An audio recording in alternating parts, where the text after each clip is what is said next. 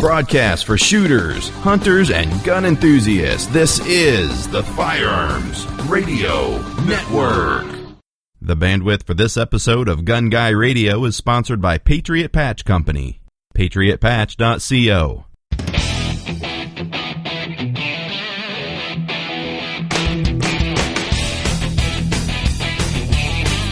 Welcome to episode 180 of Gun Guy Radio. This is a podcast that shines a positive light on the firearms lifestyle. I'm your host, Chick Challen, and this is your weekly dose of positive firearms talk without the politics.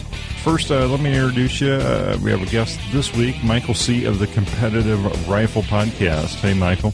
Hey, Jake. Thank you for having me on. Appreciate the time to be here. This week, we're talking about some concealed carry consideration. Yes, we are. So, first we have an announcement. Bullpup Shoot 2015 is coming to Northern Illinois, Mount Carroll, Illinois, which is just a little over an hour west of Chicagoland.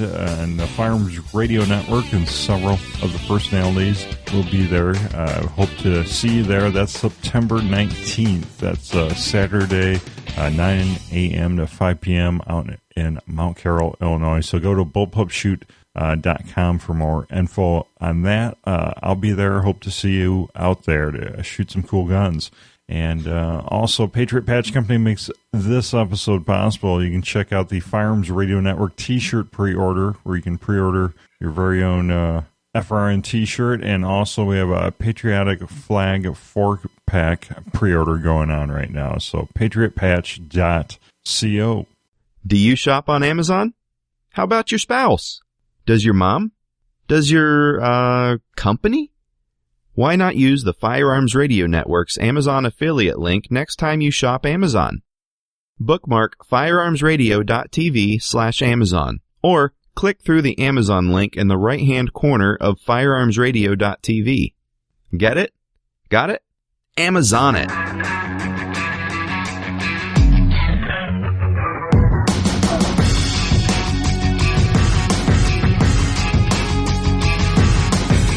Well, Michael, this is your first time on Gun Guy Radio? Yes, it is. Yeah, I've been on the AR-15 podcast with Reed Schneider before, but yeah, it's good to be here with you.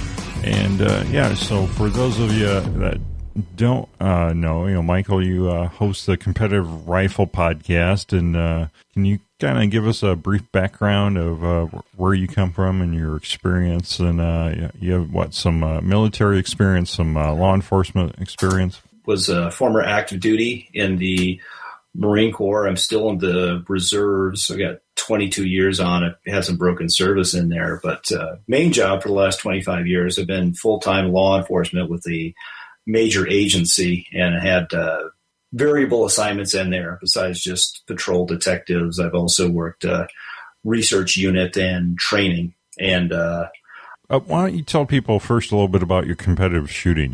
You shoot competitions quite a bit, don't you? Oh, yeah, I do. I got hooked on shooting in high school. I wasn't quite fast enough to run track. I wasn't big enough to play football, and I tried out for the rifle team and found out I had a knack for that. So started out shooting 22 small bore, got into the Marine Corps. I was ultimately selected for the Marine Corps rifle team, did a tour with them, continued on with that, and I've got some varied interest in shooting now, is mainly shooting high power and long range matches, and now I'm also doing 3-gun matches, IDPA and USPA matches as well. Very cool. So what kind of a setup do you run for those matches?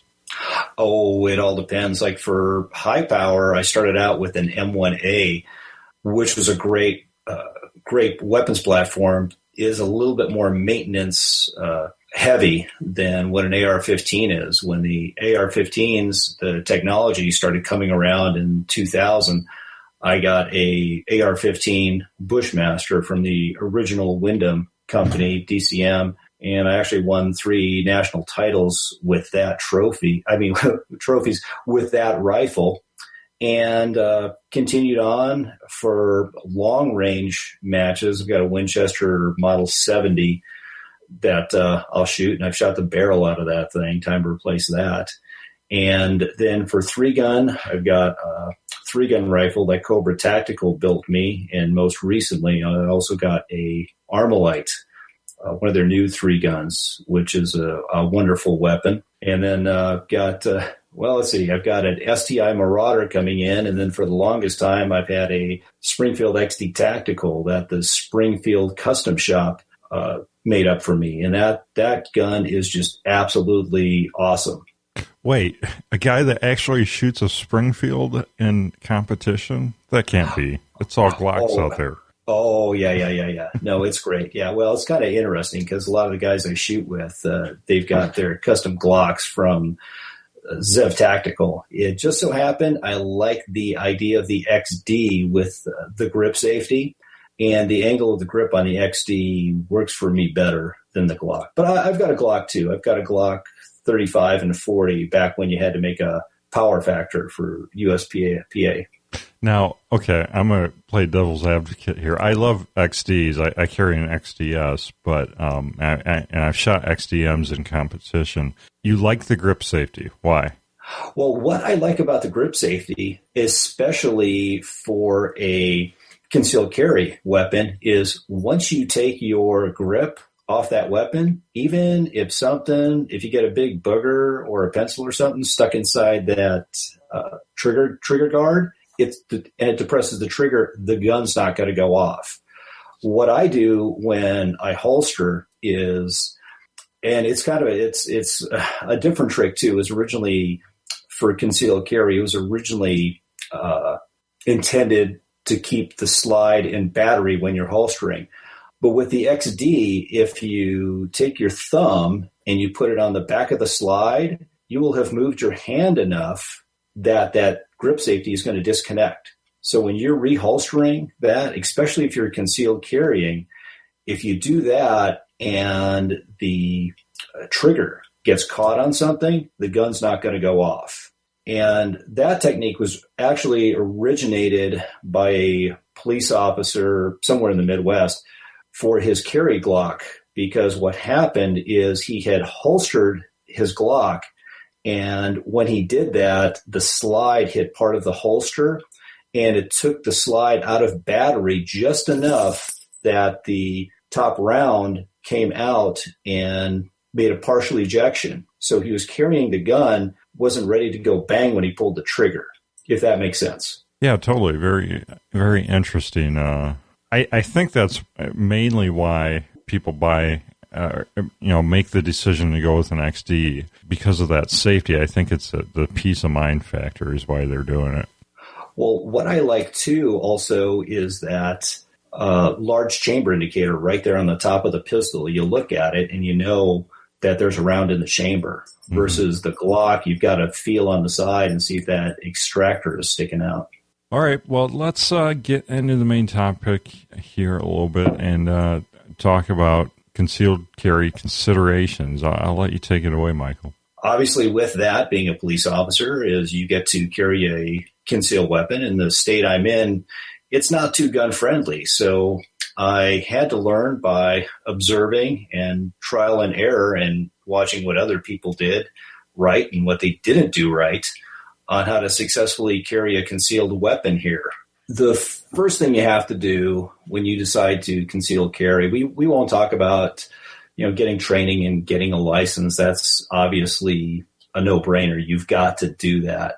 But you've got to decide what can you carry for your body type. For example, you got to look at your body type. Are you a wide type V, where you've got maybe broad shoulders and a chest and a thinner waist? That's going to open up some more opportunities for you. If you're more pear-shaped, that's going to limit your options a little bit more. For example, if you can't look down and see your feet, an appendix carry is probably not the best carry for you.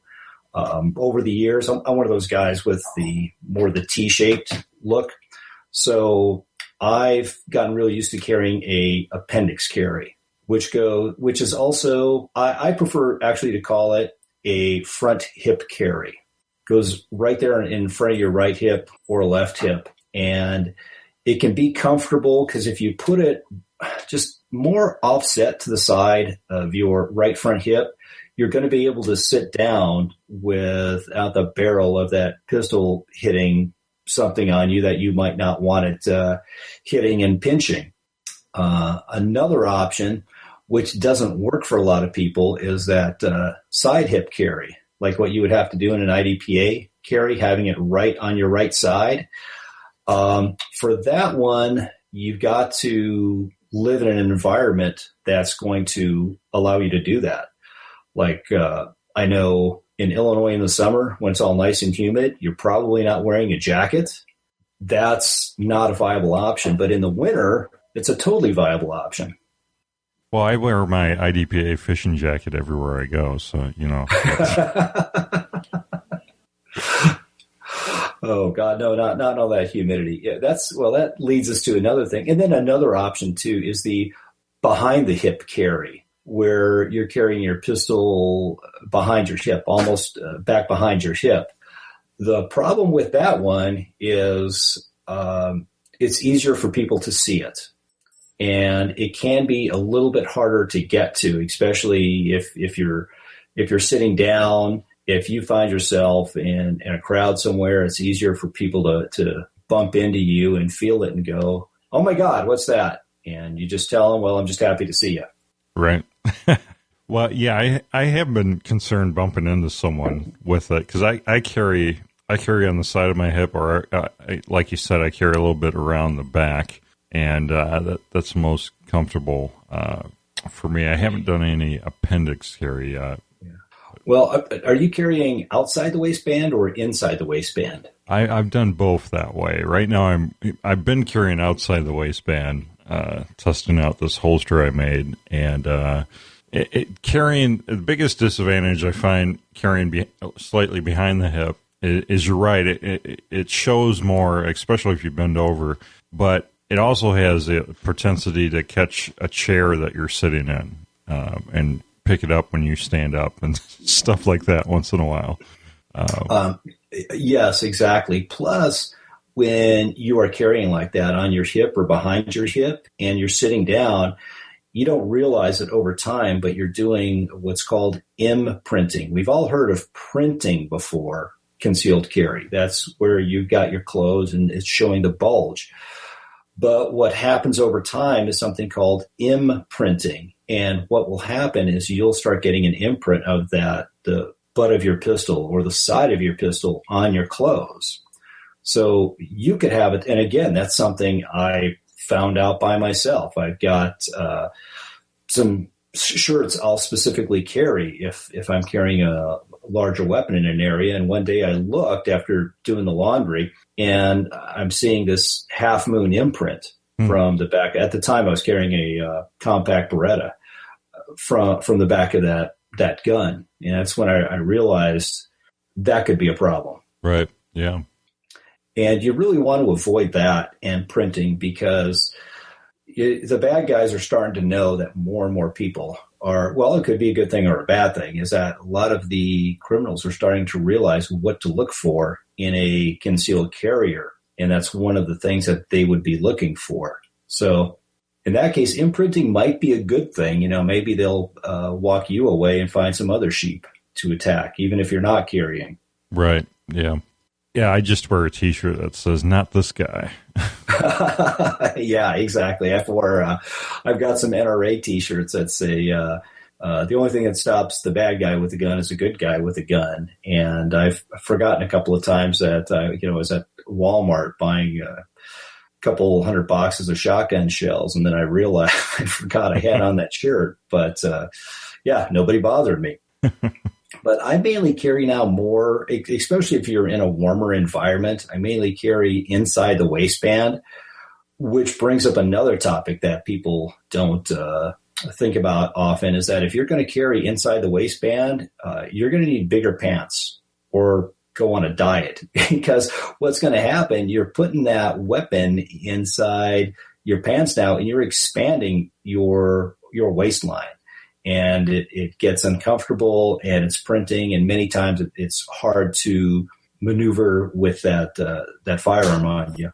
Right. Yeah, I've heard people say that when buying a concealed carry belt to buy it, a couple sizes bigger than what you normally wear. Oh yeah, absolutely. And you always have to account for what I call burrito room. If you have a nice big burrito, you're going to expand. Okay. Right. So you gotta have room for that. Because I know for a while when I was wearing dress suits as a detective for a long time, it drove my wife nuts because all my pants were big and baggy because I was buying them big enough so I could get my pistol inside the waistband if I wanted to. Another advantage of carrying it inside the waistband, especially if you're wearing a T-shirt or a polo, is that if you are maneuvering around, you've got less exposure of the firearm or the holster. Yeah, totally. And in public, I prefer inside the waistband for sure. But anymore, I don't know. I try not to go in public.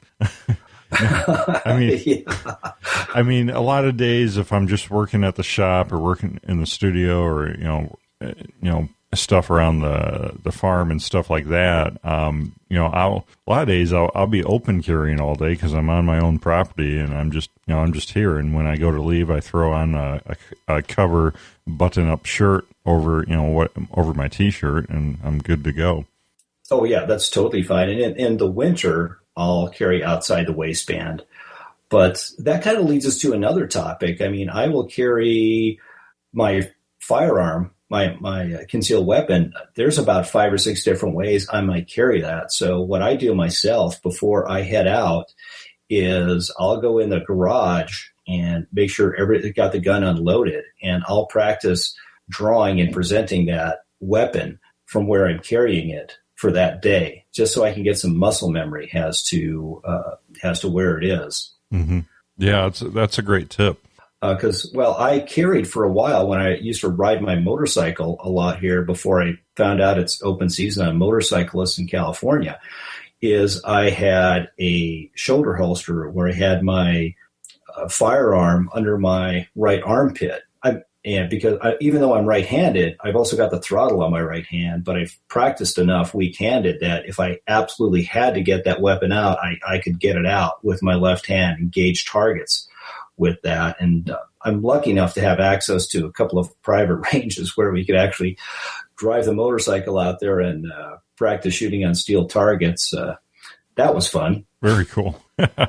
That's awesome. Well, you mentioned carrying on a bike. What about you want to head into carrying in a vehicle? Right. Well, that's another thing, carrying it in a vehicle. The problem you have to look at is now your accessibility to a firearm. I mean, I've also carried inside the pocket, and that's a totally viable way to carry the firearm. As long as you're putting it in a pocket holster, like a Galco, makes a lot of those. I don't know anybody who makes a Kydex one for your pocket, but you want to carry it in some sort of holster. Don't just throw it inside your pocket. Well, now you have to look at, once you're inside the vehicle, how easily can you pull the weapon out of your pocket, whether you're sitting down at a restaurant or sitting in a vehicle. What I would do after I got in the vehicle is I would pull it out and put it in my waistband. You run into the issue, too, with carrying a weapon in a vehicle. If you're carrying it behind the back or on your hip, well, can you access that if you have to? And I remember a few years ago, I watched Clint Smith from, I want to say, Gunsight. Is that I believe so, yep. That he works for? Mm-hmm. He did a wonderful video on concealed carry inside the car. And again, I'm lucky enough that we've got some sacrificial vehicles that we can practice shooting from. And if we hit the inside of the car, only thing that happens is a bunch of laughter. But Clint was drawing his weapon from inside the car is, now you've got the steering wheel to deal with. He was showing how easy it was to draw, and now your handgun gets stuck inside the steering wheel. So he was pointing out you've got to make sure that you're on the outside of the steering wheel while driving. And he also made another great point. It was either shoot or drive. Don't try and do both. Right. Because things will go bad real quick. Well, and again, that's another reason why I like the front hip or appendix carry, because what I'll do, I'll get in my weapon. I'll get in my car. My car is my weapon, and pull my shirt up a little bit over the seat belt so I can access the weapon. So, I think your vehicle is going to dictate too how easy it is to draw. Just the setup where your armrests are, where your console is, how close. Because I've rented some SUVs and cars that you're so closed in by the interior and like all sides. It's like just super. It's almost like you're in like a cockpit of just really tons of stuff really close to you and not much room to move at all. I think one of the ones I rented that were like that were the 2015 Suburbans, and I drive an old 1996 Suburban, and it's like night and day difference. Like in the new Suburban, you got this, you're just like suction cupped in there, and in my old Suburban, it's like wide open spaces. So it can be a big difference between vehicles. Right, exactly. And then, who's sitting in the passenger seat? I was out in Maryland, and the place that we were billeted at, where we were staying, was actually a nice area. But then the area that we were working at, we had to drive through an area that I think they had 2 or 3 shootings a night and carjackings. And the rental vehicle that they gave us was a Chevy Aveo. Looks like a Matchbox with wheels. And we looked, and we finally had to go back and tell them, well, we got to upgrade a vehicle. There's 2 big guys here in this car. All right. I mean, we look like Muffin Top in the car. It was, my partner had to roll down the window so he could, lean his shoulder out. So, but, and then people forget to, if you're getting attacked, it's true. Yeah. The best thing to do if somebody's shooting at you, the easiest thing to do to get them to stop is to shoot back. But you can also do something called clear the kill zone. And in the car, they've got this wonderful little thing on the floorboard on the right-hand side called a go button. Just to press the go button and point it in a safe direction and just get the hell out of there. Yeah, totally. I mean, it could come down to that even outside of the car. Do you engage or do you evade? Well, absolutely. I mean, if you're walking through the parking lot at the mall and you see some unsavory character there, well, you know what? Maybe you want to go left, or maybe you want to go right, or just avoid those areas totally. The best way to handle a confrontation is actually to avoid it. So, we're talking a little bit before the show about pocket carry, and you brought up the problem of lint, and really that can be a problem with inside the waistband carry too, right? Right, it can be. It's more prevalent in the pocket carry, and I do know of 2 cases where this did actually happen. Is a individual had a compact revolver, carried it in his front pocket, like many police officers will do for backup weapons, and came a time where he had to draw and use it, and the gun did not discharge because there was such a buildup of lint and oil and all that other crap that gathers in our pockets that the hammer fell so slow it did not have a chance to ignite that primer. Wow. There was another incident where an individual, he was pocket carrying a 3913 Smith & Wesson, and went and pulled it out, and he got 1 shot off because there was so much lint built up on the rails. The weapon didn't cycle fully. So if you decide to do a pocket carry, which is totally fine, it's a valid carry, just make sure that you take some time to, maintain your firearm and clean it off. You don't need to do a detailed cleaning, but, for a semi-auto, it's a little bit easier. Take that slide off, keep it all clean. For a revolver, it's a little bit different because you've got to be able to take off the grips and get down in there and clean out all that gunk that gathers down there. I don't know if I covered it or not. I called it urban camouflage. Matching your surroundings. If everybody else is wearing Hawaiian shirts, flip-flops, and swim shorts, you don't want to be the guy out there in the 5'11" pants with the vest. Doesn't everyone wear 5'11" pants and the fishing vest? Only at SHOT Show and the NRA convention. Right. That's how you know those are in town. Exactly. Well, what's funny, too, is the last time in 2007, the last time I flew out of, we left Iraq and then everybody flies out of Kuwait, they knew exactly who all the contractors were because they're all wearing the 5'11" pants and the boots. And we're wearing jeans because we were able to keep one set of civilian clothes. We were wearing, jeans that have been packed away at the bottom of a duffel bag or a Pelican case for the last 6 months. So, yeah, urban camouflage or just being, some people refer to it as being the gray man, blending in, not being noticeable. Exactly. That's what you want to do. You want to match in your surroundings. You just want to be the gray guy. You just want to be somebody that folds into the background. Look around you, see what everybody else is wearing.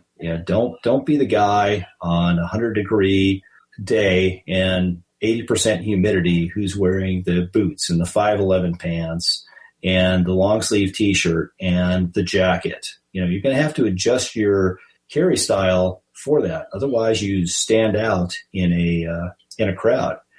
And that's why cops are always cranky, because while everybody else is wearing board shorts and flip-flops and T-shirts, they're wearing the wool pants and the boots and the vest and 30 pounds of gear.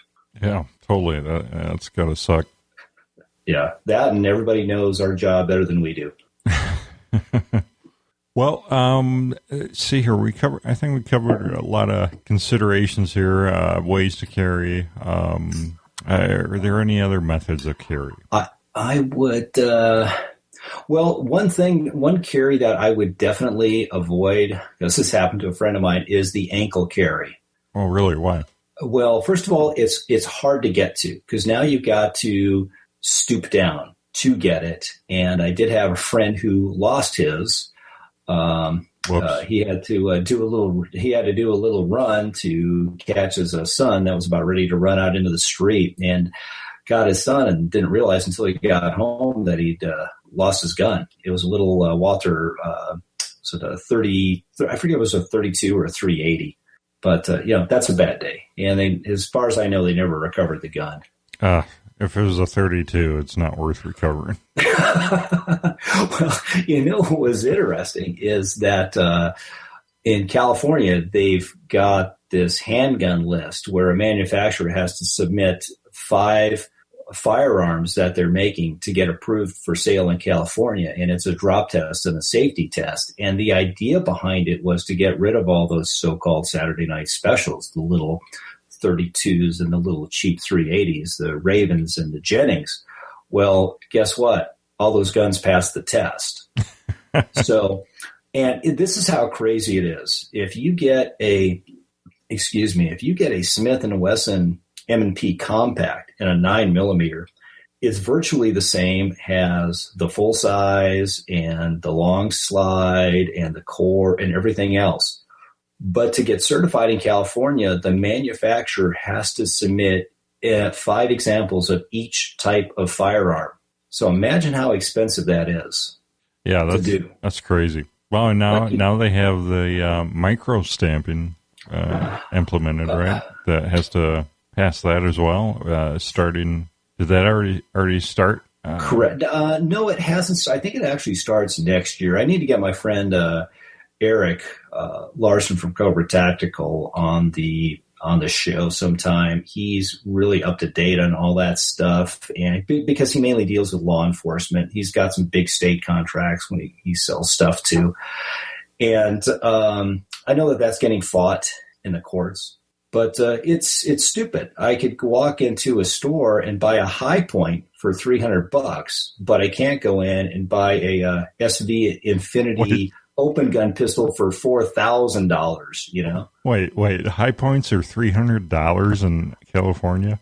I'm just picking that out of my butt. I have no idea how much a high point is. Okay. It wouldn't surprise me. I'm just saying. Well, and that's another thing, too, about concealed carry. If you are going out of state, know the laws. One of the stations I was working at is quite a popular tourist destination going through there, and we got lots of people that were carrying their weapon concealed, and they thought that because they were legally allowed to carry it in their state, they were allowed to carry it in our state. And the only reciprocity that our state recognizes the H.R. 217 for law enforcement officers. Right. And Illinois is kind of similar. If you want to come to Illinois and carry, Illinois does issue an out-of-state permit. I'm not sure exactly how that works, but yeah, Illinois doesn't honor any other states. But other states honor Illinois, so it's kind of a weird thing where I can carry in all the bordering states, but they can't carry over here. That is weird. Do they have concealed carry in Wisconsin now? Yeah, they preceded us by a year or two. They actually have open and concealed in Wisconsin. Oh, okay, yeah. Because when the rest of my family lives there or in North Carolina. But I know, when we go out in the woods hunting and fishing and stuff, you'd be carrying it on your hip, and it wasn't an issue. Mm-hmm. Well, I think, that about wraps up our main topic discussion. Any final thoughts on concealed carry considerations? Well, you've got to remember, carrying a concealed weapon, you're carrying it for your protection and your family. You're not out there to fight crime and chase away the bad guy, And if you get in a situation with your family, that's going to be another topic, is training your family. They've got to know what to do. If you have to draw your weapon, your family needs to disengage from you. They need to go somewhere else. I just always told my family or friends, hey, if this gun's coming out, you don't know me anymore, I'll meet you at the Starbucks. And why I say Starbucks is, where's Starbucks? Starbucks is everywhere. So I can get up with them later. We did have an incident 40 years ago where someone had a legal concealed carry permit holder pulled his gun to stop a grocery store robbery, and he had told his daughter to stay at the car. Well, the girl panicked because now looks like daddy's in trouble and she's going to run over there to help him. And the bad guy saw the girl running towards him yelling, "Daddy, Daddy." And bad guy shot the daughter. Wow. Because now what happened, the guy's, the concealed carry permit holder there is, his attention's now on his daughter. Yeah, that's awful. But yeah, that's a really good point to have discussions like that with your family. And, I haven't, I got to admit, I really haven't, my kids are so young, I'm not sure how that would all work out, even if I have that discussion now, but that is good. Well, I'll to think about. I'll share this one story with you. This happened to me 24 years ago. My daughter was about, she was about 6 or 7. I was stuck in traffic, and I just picked her up from school. And at that time, I was doing a fanny pack carry. And I'm in my car, and another car pulls up, and somebody yells, "Hey." And I look in the direction, and there's 2 young girls in the car, not somebody who you would think of as a threat. And next thing I know, they're pulling and pointing a gun at me. And I'm yelling at my daughter, who's in the passenger seat, "Get down, get down, get down," while I'm pulling out my gun, and I'm turning sideways and getting down low in the car. And then I hear this plastic click-on-click noise. And the girls start laughing, and they go, "Ha ha, it's a toy."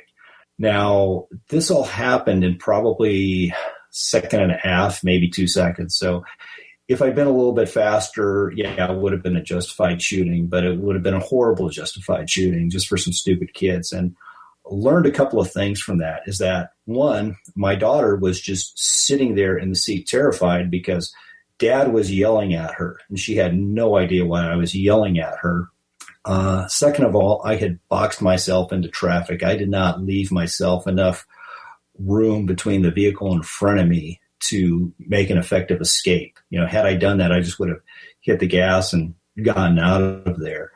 So after that, I had to have a long discussion with her and explain what Daddy does, and if the gun's coming out, if I'm telling you to do something, just do it. Right. And she understands that, and she's in law enforcement now too. So it all turned out well. Yeah, no, it's really gives me pause, and I need to have that discussion. So, actually, I forget one of the fine shows on the Firearms Radio Network. I think it was the We Like Shooting show. They had on a individual who she teaches concealed carry, and she was talking about what she had to do with her children. In fact, I remember one story. She was talking about picking up her child, and she had him on her hip, and the butt of her gun was hitting him in a place that guys don't like to be hit. So that's the thing too. If you become a concealed carry weapon carrier, your family's along for the ride too. Yeah, absolutely. Yeah, and they could be your lifeline too. You tell your family, hey, if the gun's coming out, you disengage from me. You go somewhere else. Get on the phone with the police and stay on the phone with the police, because right. You want to be that first caller in and let them know who the good guy is and who the bad guy is, and stay on the phone with the police, because that's one big indicator for us that maybe something's not kosher. Maybe it's a setup for an ambush, is somebody calling in for help and then hanging up, because human nature, you want to be connected with who you're calling to for help. And we have had incidents where the victim calls in and then you get there and it's totally different. Plus, you want to stay in constant contact with the police so that you can update that situation, because if you're at the north end, if you're on the North Mall on the west side facing south and the guy's running east, and somebody else is calling in, next thing you know, we're responding to the South End Mall facing west on the north end of the parking lot. We're looking for the tall, short, thin, fat guy, clean shaven with a beard. Right. The more information they have, the better, for sure. Well, that, and also then the law enforcement, they're able to give you directions that might be needed. Right. Police aren't sitting in a tube waiting for somebody to break the glass and here we come. Chances are you probably got 5 or 6 calls in your buffer, or you're already busy on something and you're driving. Numerous communication comes in and you get cross communication. Granted, you're the good guy wearing the gray shirt and the black ball cap, but some bystander sees, hey, all I saw was this guy in the gray shirt and black ball cap shoot somebody. Well, who's the good guy? Who's the bad guy? Plus, they might have to have you get out of the area. We have had incidents where, hey, one cop's got to respond to this thing, and we need to get you to come to us. So if that means, hey, guess what? You're putting your pistol down, putting your hands up and walking to us, then that's what needs to be done. And you know what? A few minutes handcuffed and sitting in the back of a radio car sure beats a night in the morgue. Michael, I really appreciate all this info. Where can people connect with you and the Competitive Rifle Podcast? You can go to the Competitive Rifle Podcast. The website is competitiverifle.com. You can also find the website through the Firearms Radio Network. We're also on Facebook, Competitive Rifle, and we have a YouTube channel, Competitive Rifle, adding some more videos on there. I'm also going to be headed out to 2 World Shoots in September. The NRA World Shoot it's in West Virginia, and the Trijicom World Shoot in October, which is going to be at Rock Castle, and we're hoping to do some more videos out there. And then, of course, you can always email us at competitiverifle@gmail.com.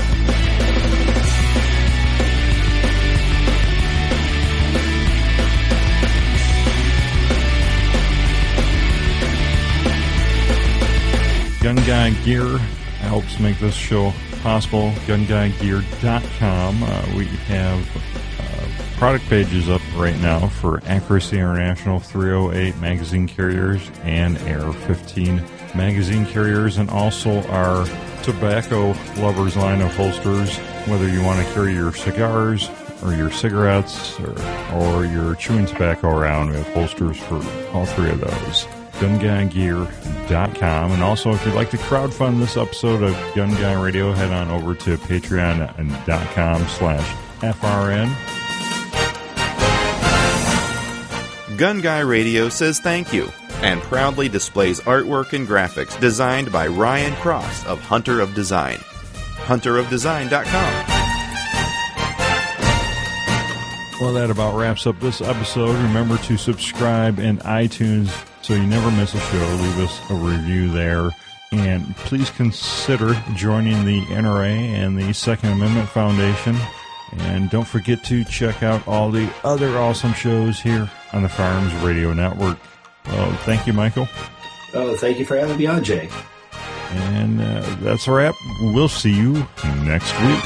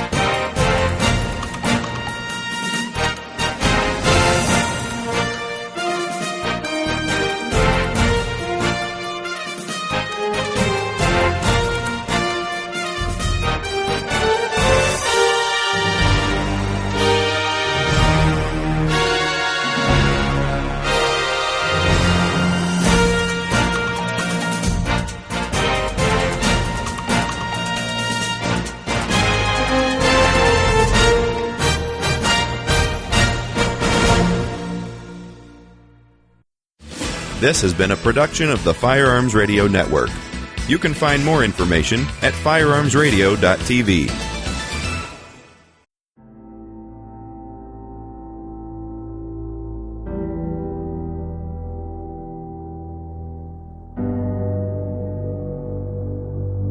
Freedom.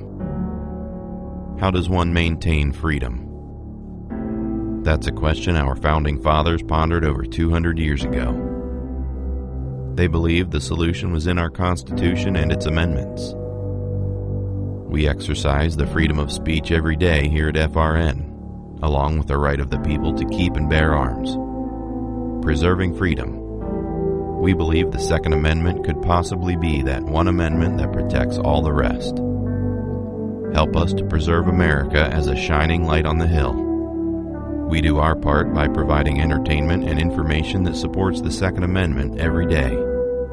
Preserving freedom. What do you believe? Get involved. Show your support at patreon.com/FRN.